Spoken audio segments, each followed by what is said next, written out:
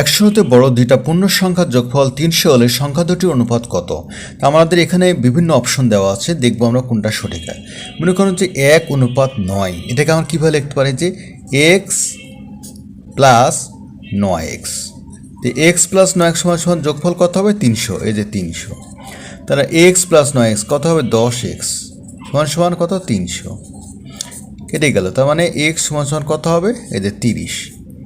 এখন দেখুন এখানে যদি আমরা বসাই তাহলে এক্সের ভ্যালু কত? 30, আর এখানে হবে 9। 9 মানে কত? 9 ইন্টু হচ্ছে 30, কত হবে? এটা মানে দাঁড়ায় হচ্ছে আমাদের 270। তাই 270 আর 30 কত?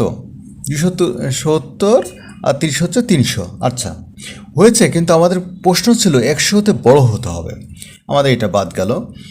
এবার দেখুন এই যে খ নম্বরটা দেখি যে 2x প্লাস যদি আমরা 5x ধরি সমান যদি 300 হয়, দেখি কি হয়। তাহলে 7x হয়, 7x সমান 300। দেখুন এটা একটা ভগ্নাংশ হয়ে যায়, তাহলে এটা অবশ্যই বাদ যাবে, তাহলে এটাও হবে না, এটাও হবে না। এবার দেখি এই গ নম্বরটা কী হয়। তো লেখা আছে 2x, তার মানে 2x প্লাস এলে কী লাগছে? 3x, মানে 3x সমান কত? 300।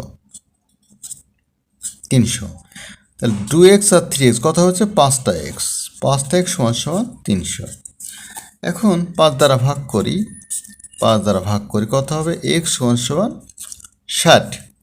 আচ্ছা এই x সমান 60 এটা আমরা এখানে বসাই, তার মানে 2 ইন্টু কত? 60 কত হবে? 120। একইভাবে 3, এটাও মানে 3 ইন্টু 60 কত হবে? 180।